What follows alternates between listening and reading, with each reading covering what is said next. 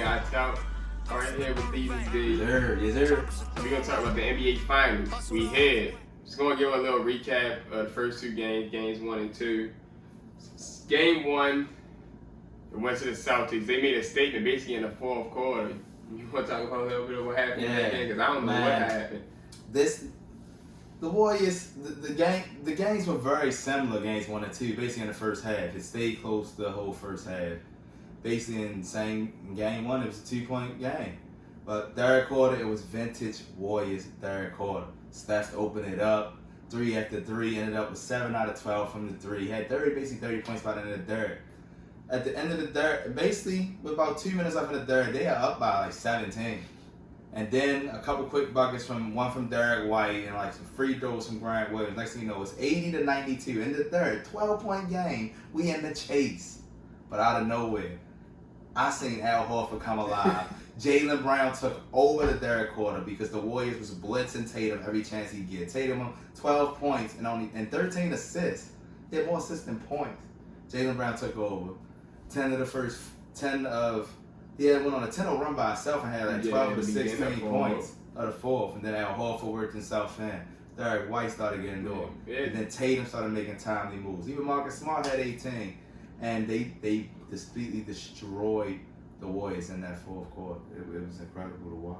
Yeah, that's what baffled me. Like they literally outscored about 24 points in the fourth quarter. Like even the other day, I even asked, was it more of a Warriors collapse or Celtics took it? It was kind of both. It was both. Celtics actually took it. Celtics started to come alive, and they knew they had the momentum, and they were starting to blitz Steph. They was Dan Draymond and Otto to shoot those shots. Iggy was back, and he hesitated.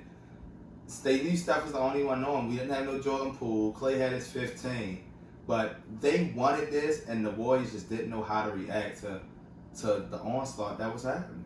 Yeah, so now, once Boston takes game 1, they still home court, so now they had the home court advantage. But game 2, Golden State's supposed to rebound, and that's exactly what they did in game 2. They made a statement in game 2 to tie the series up. They had one of those vintage third quarters again, like these was had in game 1. They did it in game 2, but this time, this time it was a blowout. Yeah, they was able to maintain. They was able to build on it. You seen a more, I won't say aggressive, but it was a more focused and ticked game plan. Steph came out same Steph hot. Only had 5 threes this game. But you seen the Draymond. Now, mind you, I want to say that just like Mike Breen, just how all the other guys say, the way the game is officiated today, Draymond Green should have been ejected for the game. There should have been a double technical between him and Jaylen, but they were trying to protect the integrity of the game, and they did not want Golden State to even have in a position to go down 0-2 at home. And they knew Draymond was one of those guys you need on the floor. Clay was nasty. He was nasty. I don't know where he was at.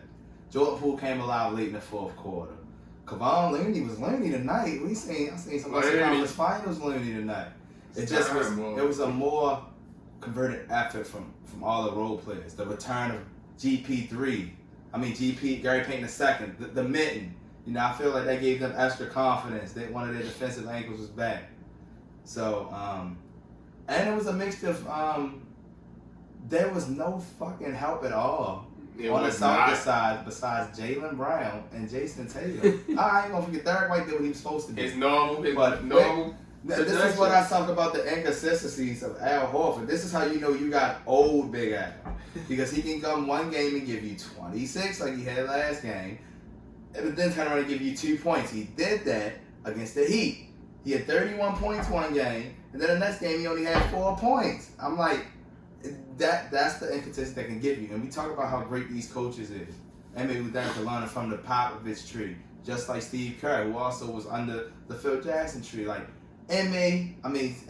went out, adjusted in that fourth quarter game when Steve Kerr came out, stuck to his game plan, but he got even more aggressive and adapted on defense for game 2. Got the blowout. And I don't know if that was actually the game plan to say, okay, like you heard Draymond said it in the game 1. These guys ain't gonna keep doing this. 15 for 23. And they didn't fucking do it. They didn't. I don't know where the hell Al Horford didn't fucking attempt the shot in the first half. My man attempted. Like what the? And it took the shot. You had 6 for 8 3-pointers in game 1, and then you were 1 for 4 from the field through 3 quarters. And this time he didn't even attempt the three. Didn't even attempt the 3. Like it's wild the way that turned out. Like, and after blitzing Tatum last game, Tatum the one come out 20 in the first half on his shit. Like there's too much inconsistency. Like this the finals, and this really gotta bring it. And this ain't the time to be having 2 points, Al Horford, and you crying about getting to your first finals out of playing 140 playoff games, and you doing this shit. We won 1. We going to the TD Garden game 3. You know that's a different atmosphere. But I know MA's gonna adapt, but they gotta be the role players gotta show up, and that's been the key right now on both games. Role players showed up, help lead these guys to the leads they need. Both teams got their wins. So, throughout both the first 2 games so far, so who has impressed you the most on each team through the first 2 games, and who is a player that you feel need to step up more heading into game 3? For the Celtics, of course, Derek White. We all know about D. White, man. Man, the man been a beast. He was a beast coming off the bench for Pop before Pop started starting him next to DeJounte Murray. So we know what he would do. We know Boston scouted him because they went out and got his ass in that trade. Yeah, I remember a lot of people don't even know. Back in 2019, when the Spurs played the Nuggets in the first round, Derek White actually had 36 points in the playoff game. I didn't even know that. And that was his second year. Man, Third year. I give him kudos. His time has increased throughout this playoff run because his production has been useful and beneficial to the team's playoff run all the way up to the finals. He's earned his minutes, and they knew what kind of caliber player he was. So he's definitely, I'm not gonna say he surprised me, but I didn't expect him to be giving me this much production when you know the ball's gonna be in Tatum or fucking Jaylen Brown hands so much. Who needs to step up more on the Celtics? I don't think it's really a step up. We seen Jason had inconsistencies. Yeah. I know Jalen can give me 15 to 25, just depending on what type of he might give me 40. I'm not even gonna say the inconsistencies. I'm gonna say it's more of a again. I know what MA trying to do, but I feel like you can really take advantage by playing Robert Williams more. He's so athletic. Like he can easily have a 14 point, 20 rebound, 6 block game. Looney doing? Yeah, like Looney out there 12 and 7 tonight in 24 minutes. Another chill night for him. Like I just feel like he's being mismanaged, and that's one of the people I feel can be used more. It's not a. I feel like I know what your question was, but I feel like it's not really the way MA's rotation is. It's not nobody that really needs to step up because we know about the inconsistency, but he's the only person I feel like of the rotation not being utilized right. And I know he had an injury, but it's not the time to be pussyfooting like they said. On the Warriors side, a person that has surprised me. I gotta say Looney. He's still here, Sean. Looney's still here. That's exactly what I was thinking. As they don't want them to say, Sauce, Looney, baby. Looney, Sauce, baby. Looney here, man. Can't really say somebody who's disappointing me. It's a mixture, honestly.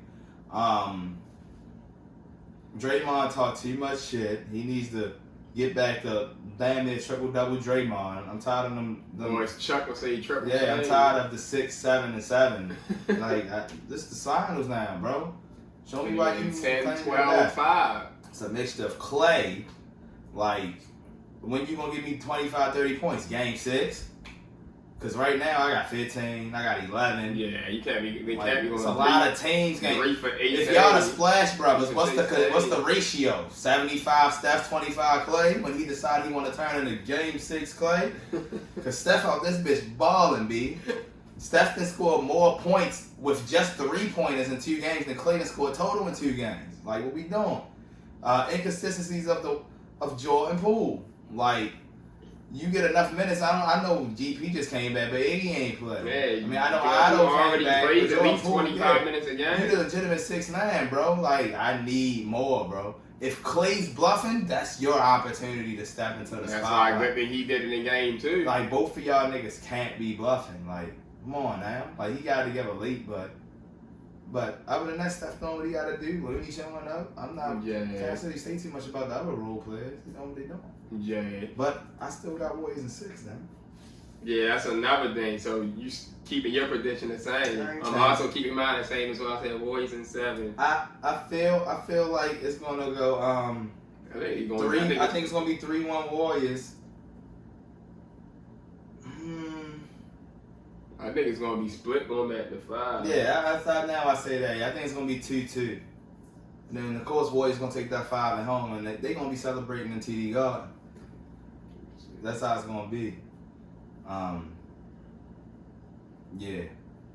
I ain't changing my stuff. I'm also keeping my Warriors prediction. Also, this is a legit thing that I want to say. This might be like one of the best Steph Currys that we've seen in the finals through the first 2 games. This stuff is out to prove a point. There was a video from the infamous Nick Wright, and they had the worst season. That was the bubble season, whatnot. They ain't even played to finish their season, so they got a badass record without even finishing the season. But Nick Wright said, "We will never see Steph Curry in the finals ever again." Next year, we'll see if they can rejuvenate the old Splash Brother 15-16 team and be dangerous. It's over for them now. We will never see Steph in another NBA Finals, ever. They have no path forward. Draymond's 30. Clay's 30. Steph's about to be 32 when he takes the court again in mid-March, one would assume. They are Draymond, Wiggins, Clay, and Steph next year, $128 million for the cap. Cap's $115. Here he is going for his 4th one. I feel like it's a determination like a final confirmation of y'all know who I am. You know how Kevin Durant said it in my book, you know who I am? I feel like it's a statement out there to remind people that, yeah, I know you got your LeBrons, you got your KDs, but don't really forget who changed the game. And his name is Wardell Stephen Curry. I feel like this is the moment. There will be no debate of a Clay or a random Jordan Poole get Finals MVP. He's going for the championship, his 4th one. He's going for the Finals MVP that he's long overdue for, with the KDs and the Iggy's taking him. And he's like I've been saying for a while. It's time for him, if he gets this 4th ring, to enter the GOAT talk. I know we got the Jordan with 6. You got the Duncans and the Kobe's with 5. You got the Diesels and the LBJs with 4. But with Steph's 4 and the way he's evolutionized the game to be more fast-paced and more 3-pointers, even from the fucking logo, the man has changed the game. You've heard even his peers like Giannis and them said it. Just like Jordan changed the game with his rules, the game has been changed by Stephen Curry. He has to put him in the GOAT talk if he gets this 4th ring. You have to. Yeah. That's something you're going to have to. Because look how, like you say, he evolutionized the game. And the records he's breaking and continue. He's not breaking other former players' records. He's starting to break his own records while he's still an active player to build on those records. Like he start that 3-point record he's starting to build like especially the playoff record. The playoff 3-point record might stand for a while because you might have to find another team with a person that shoot threes like him to be in hella playoffs or 5, 6, 7 finals. Like, so that playoff 3-point record might stand for a while. But he never did. The man breaking stuff. He still got years left to build on his overall 3-point record. So yeah, he does. To end this off, hitting into Game 3 and beyond, do you feel that either team has a distinct advantage at this point?